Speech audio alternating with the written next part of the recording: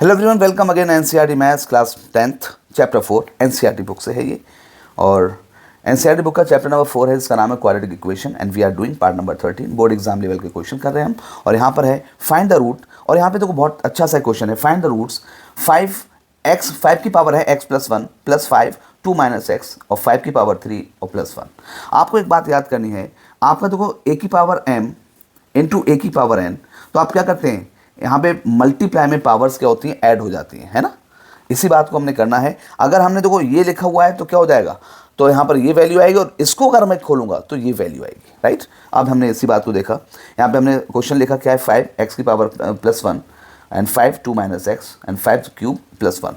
तो बताओ 5 ये जो है यहाँ पे पावर्स किसमें, प्लस में है, तो इसका मतलब ये दोनों की ऑब्वियसली 5 की पावर्स होंगी दोनों, जिनकी मल्टीप्लिकेशन होगी। हमने वैसे ही लिखा 5 की पावर x इंटू 5 की पावर 1, राइट।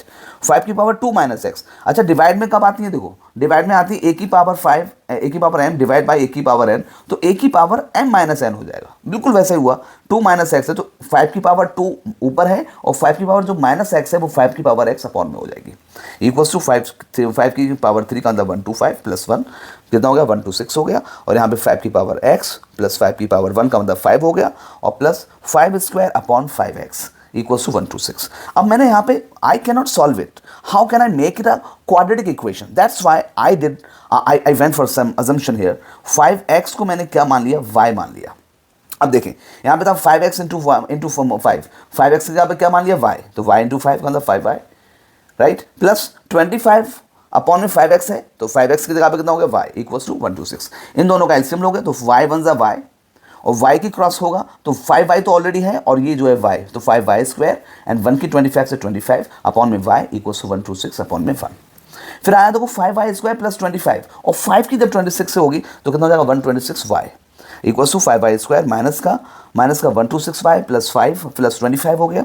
अब यहाँ पर जो है इक्वेशन बन गई, यस, कौन सी इक्वेशन बनी, क्वाड्रेटिक इक्वेशन बनी। 1 to 6 के हमने टुकड़े करे, वो कितने होंगे, माइनस का 25 और माइनस का 1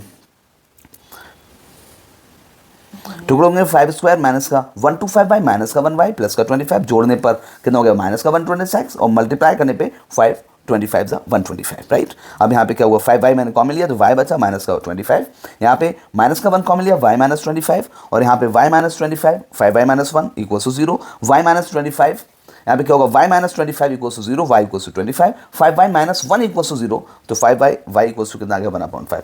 बट क्वेश्चन ये है कि हमारे पास तो ये है ही नहीं, y है कहाँ हमारे सवाल में, हमारे सवाल में तो x था। अब हमने देखेंगे हमने लेट क्या किया था, हमने क्या किया था, y को हमने क्या माना था, y को हमने देखो क्या माना था, y को हमने माना था 5x, तो y की जो वैल्यू है वो वैल्यू एग्जैक्टली 5x की है और y की वैल्यू कितनी है, 25। तो 5 की वैल्यू x बराबर, मैं इस 25 को क्या लिख सकता हूँ, इस 25 मैंने क्या लिखा, y इक्वल्स टू 5 की पावर x, और इस 5x को हम कैसे लिख सकते हैं, 5x बराबर 25 आ गया तो 5f की पावर x और 25 को लिख सकता हूँ 5 की पावर 2, बेस दोनों का सेम है तो x की पावर कितनी आ गई, x इक्वल कितना आ गया, 2 आ गया।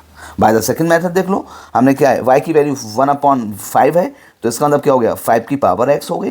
तो यहाँ पे क्या होगा, मैं 5 को ऊपर लाऊंगा तो क्या होगा, 5 की पावर x बराबर, 5 की पावर x बराबर ये 1/5 का, तो 5 ऊपर आएगा तो 5 की पावर -1, तो x की वैल्यू कितनी हो जाएगी, माइनस का 1।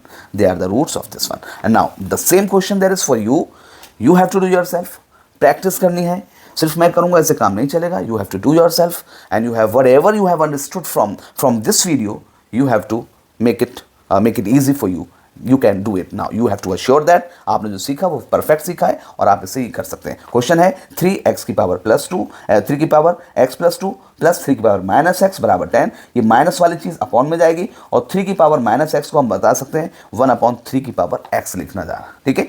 So do your self.